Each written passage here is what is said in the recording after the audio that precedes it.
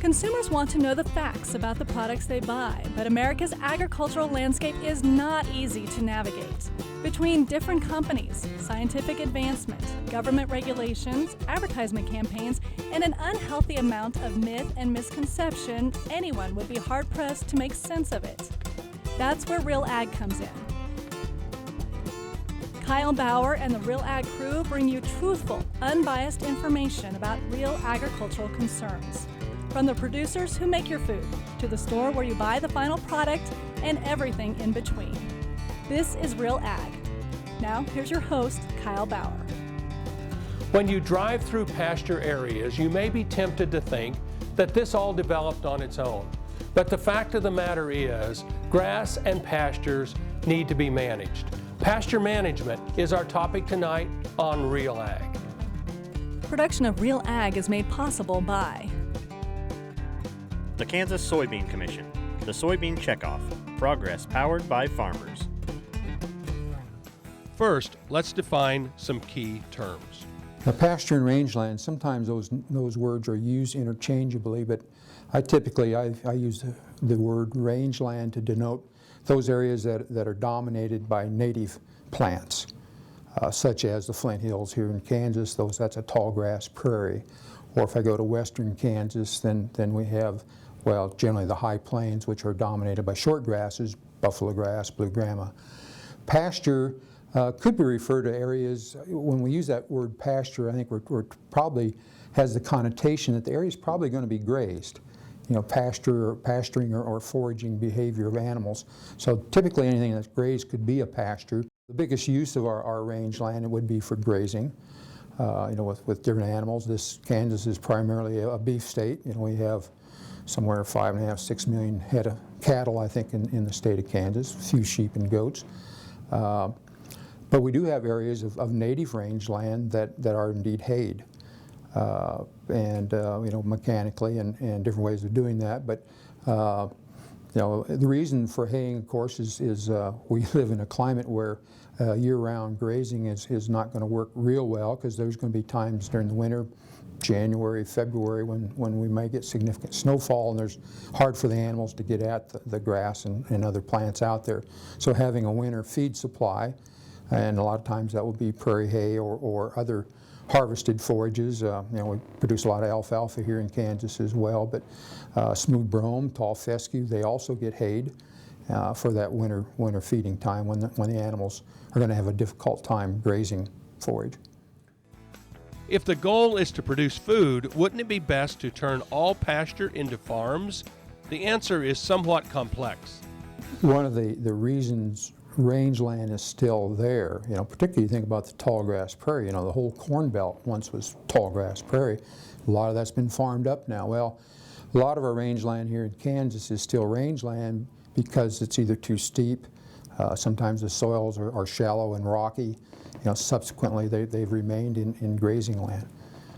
So that's primary purpose. There's probably still areas, you get in other areas that aren't so steep, they might be plowing some of those areas up, which not one of my favorite things to see happen when you're just removing native sod, but it does happen, and of course commodity prices, whether wheat, corn, those sort of things can dictate that. But a lot of our rangeland remains such because of the topography and soils. Another important concept in pasture management is stocking rate. Let's break that down. There are basic principles in range management that we probably can talk about, and the key one of those is stocking rate. And what we mean by stocking rate is how many animals per unit area per unit time they're going to be out there in the grazing area.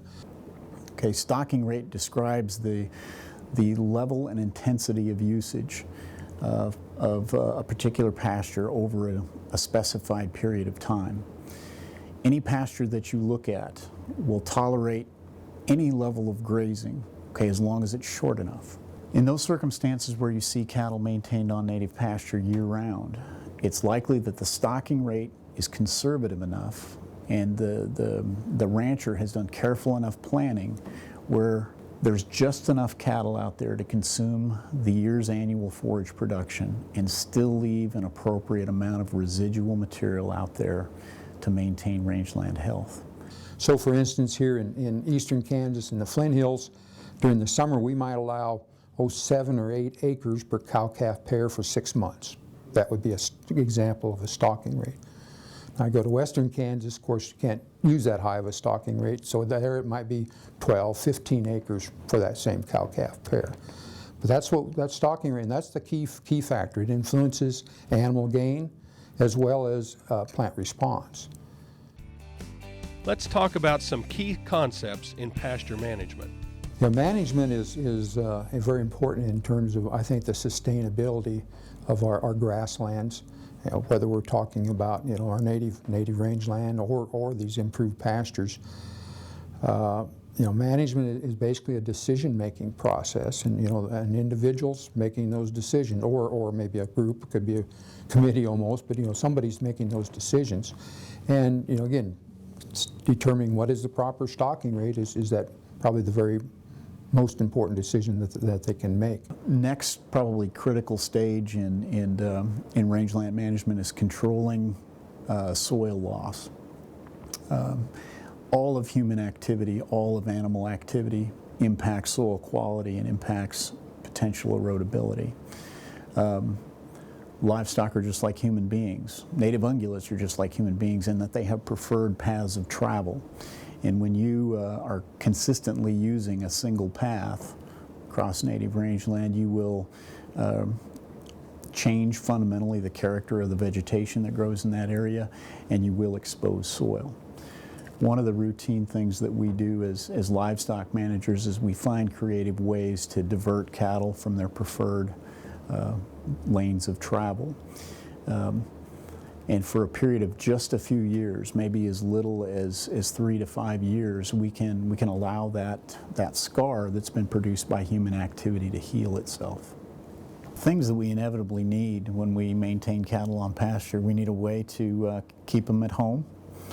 We use fences to do that. We also need to give them a clean, reliable water source. So I think the surface water is a key source.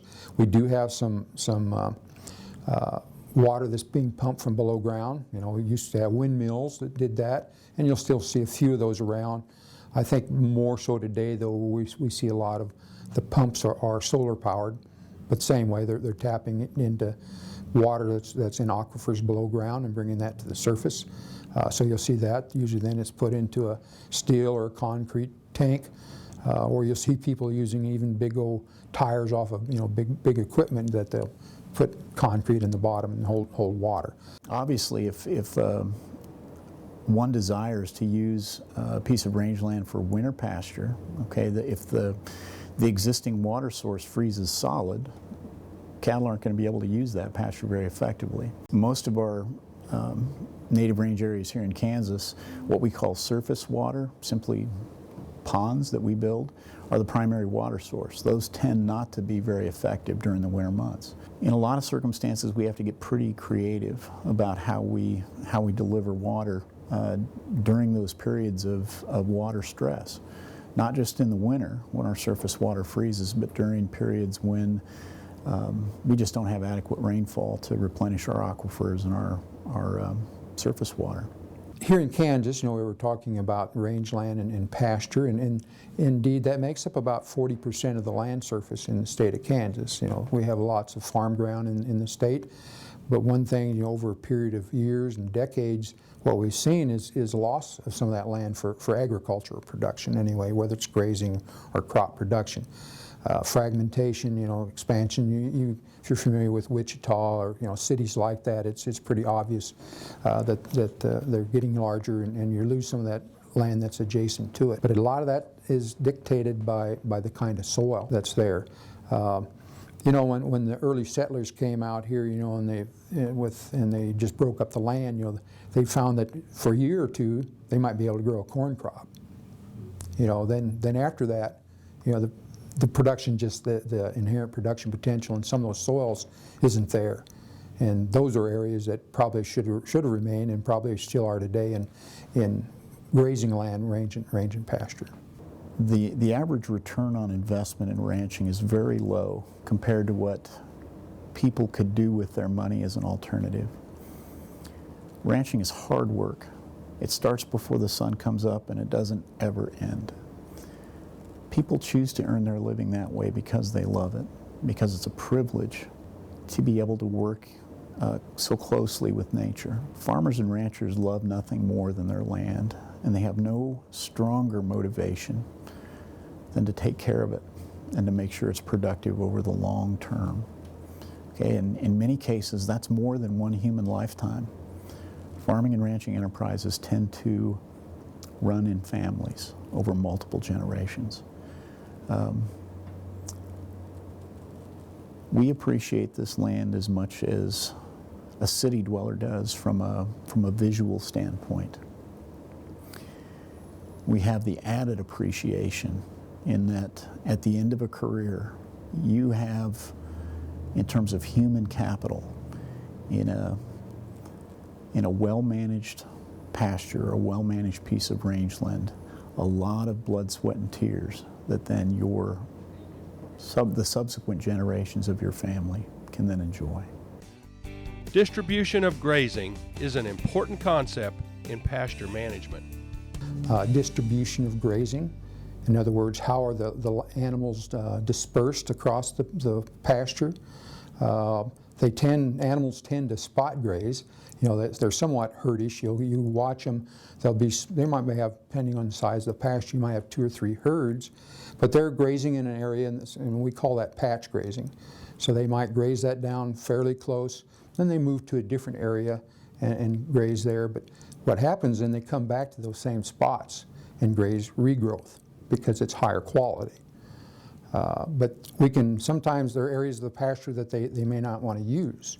And so we can do things to disperse that grazing. One of the things that ranchers do a lot of is we put up fences. In many cases, those fences are a means to control the distribution of livestock grazing. When we temporarily block off access to a portion of a pasture, say with a temporary fence, we give that area of pasture an opportunity to rest, to restore its carbohydrate reserves, and to be more vigorous than when the next grazing season rolls around. Of course, water is by far the strongest factor that influences animals. All animals, of course, need water. So sometimes we can develop another water source in a pasture to help get them to use that area. Simply moving salt and mineral around can also do that. One of the real challenges in the Flint Hills is that the prevailing wind in the summer months comes out of the south. Natural cooling mechanism for all herbivores is to walk into the wind until something stops you. What that means for us here is that the southern ends of our native pastures tend to be overused, overgrazed, while areas that are thermally a little bit uncomfortable or less comfortable are underused. Always counsel ranchers to find ways to motivate cattle to get off of that southern fence line and move to underused areas of pasture. We can do that with mineral. We can do that with placement of other feed supplements or water. We can also do that using placement of fly control devices where cattle might need to visit those periodically to get rid of biting insects. Of course, when we talk about pasture and range, we're really talking about hundreds of plant species. Now, by most estimates that I've read, there are between 300 and 600 native plant species to the eastern tallgrass prairie. That would make it one of the most diverse grasslands in the world, if not the most diverse. Diversity, to translate it, means stability from a livestock grazer's perspective and also from an ecologist's perspective. The more diverse grasslands tend to be, the more stable they tend to be over time. At times of the year, you will see a green mat with very little color variation at all. At other times of the year, there'll be this wonderful explosion of wildflowers. Some people think of them as wildflowers, some people think of them as weeds. Okay, as a livestock nutritionist that focuses primarily on native range grazing, I think of those as food. What diversity gives to a stockman is unbelievable diet quality that is very stable over time. What we see with beef cows and with other classes of beef cattle here in the Flint Hills is that the plants that they select in any given day to make up their diet, okay, they will change as a matter of course and very regularly throughout the year. Early in the growth cycle, for example, beef cow diets are heavily dominated by one of 4 grasses, okay? But as we progress through the growing season and those grasses start to produce seeds and they turn brown, they don't look like they'd be very good to eat, grass consumption goes down by beef cattle, and consumption of some of these wildflowers, forbs, weeds as some call them, okay, goes up. And that's a working example of the fact that when you have such a diverse mixture of plants, you've got to assume that they all have different growth cycles. They begin their growth at different times of the year, and they peak in their nutritional quality at different times of the year. And in looking at those shifts and how the botanical composition of a grazer's diet changes, what we see is that an animal has learned to self-adjust the quality of its diet. And I'm using beef cattle as an example, but this is true of wild herbivores just as well. Our environment is such that it's a warm season dominated system.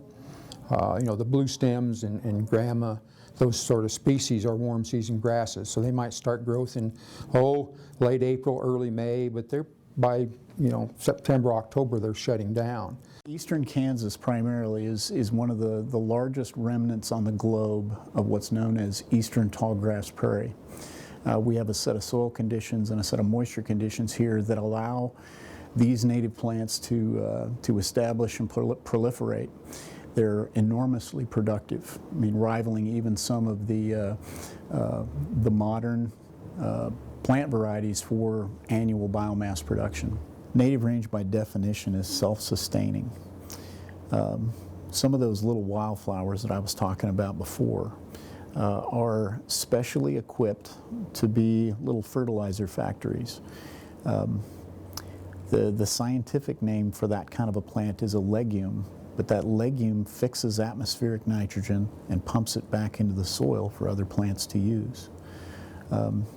There are 3 or 4 real obvious pretty wildflowers that if they were pointed out to people, people would recognize. They aren't eaten by livestock, but their function in that ecosystem is to fix atmospheric nitrogen and pump it back into the soil. As a rule, we don't apply fertilizers to native grasslands. It's been attempted in the past with really very negative results. Plant response can refer to a couple different things. The main thing that we're talking about is the survivability of that plant. In other words, if we use too high of a stalking rate and repeatedly graze that plant, that can cause that plant to lose vigor and maybe even disappear from the stand. And that then relates to grazing can impact the composition of the pasture. What different species are out there, and because they don't all respond the same to grazing pressure.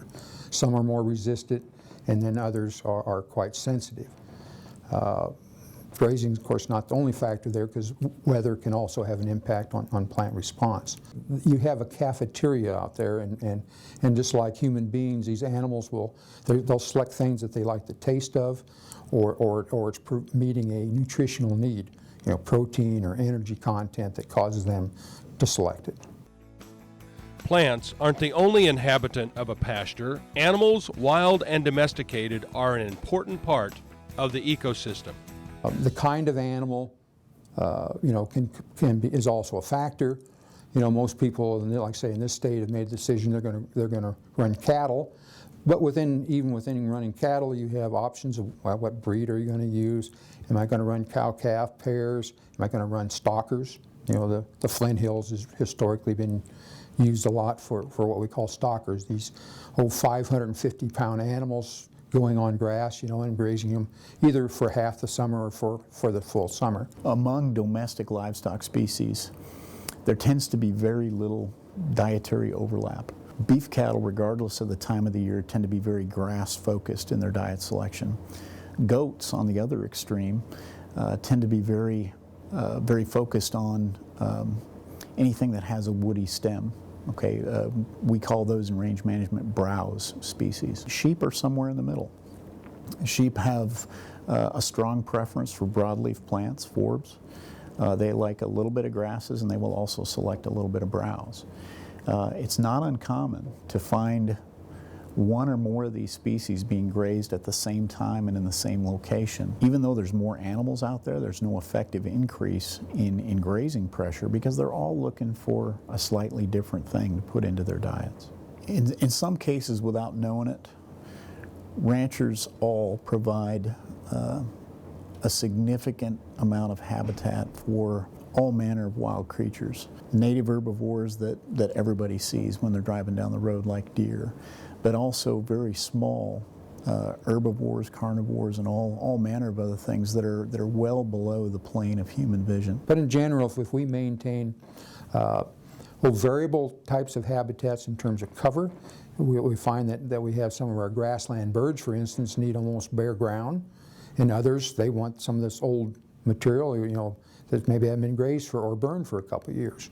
In a study that was done in the mid-1990s out in Colorado State, that group of researchers pinpointed the primary cause for degradation of native grasslands. And it wasn't overgrazing. It wasn't some of the things that we typically would point to.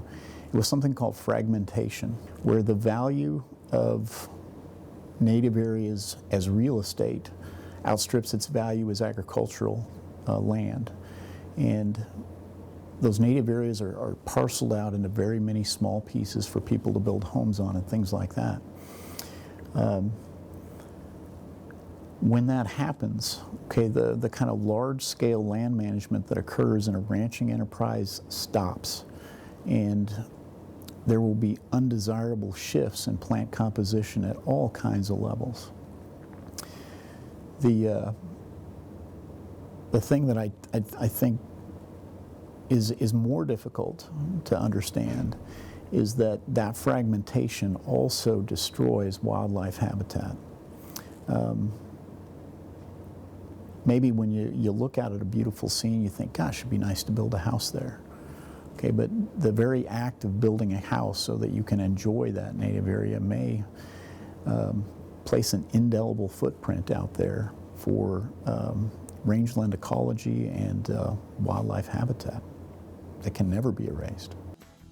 Woody plants are a big nuisance in a pasture. Why is that?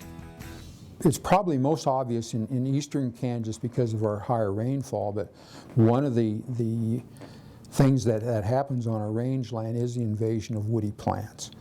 We have shrubs, which are just small, shorter growing woody plants, buckbrush, smooth sumac, dogwood, those sort of plants that do invade.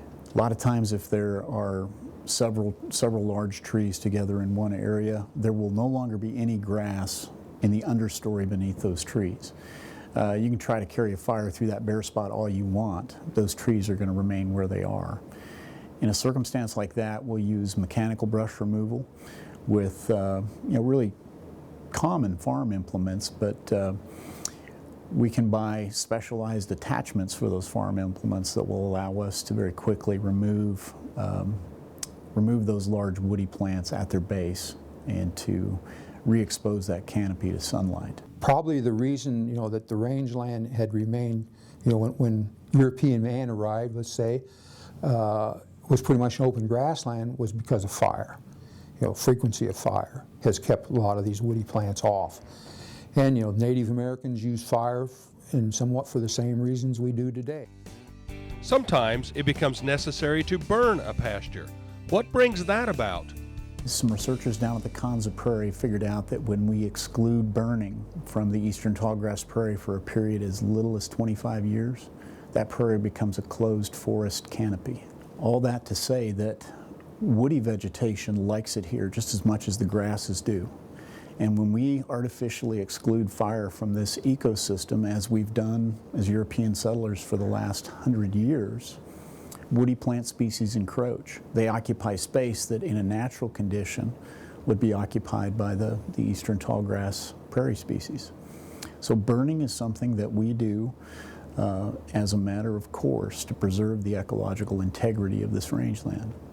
It does help distribute grazing, and the way it does that is if you think about, I mentioned these animals that spot graze in a pasture and then they leave other areas maybe completely untouched. Well, when you burn that the next year, Well, what burns? That area that didn't graze. So that year now they go to that area rather than the area they've been patch grazing the year before. And then with stockers, we get about 32 pounds additional gain on our stocker animals, these 500 weight animals going on grass, compared to a pasture that's not being burned. A steer that grazes an annually burned rangeland will gain 1/4 pound a day more per day, more than a steer that grazes unburned native rangeland. That's important from a production standpoint, but more critical is the value of that fire for maintaining rangeland integrity over the long term. Many people who are not part of Flint Hills culture love to enjoy the beauty of the Flint Hills, and that periodic burning is what maintains that beauty. There you have it, a complex topic for a complex agricultural future. On behalf of the Real Ag crew, I'm Kyle Bauer, and this has been Real Ag. Production of Real Ag is made possible by The Kansas Soybean Commission, the Soybean Checkoff, progress powered by farmers.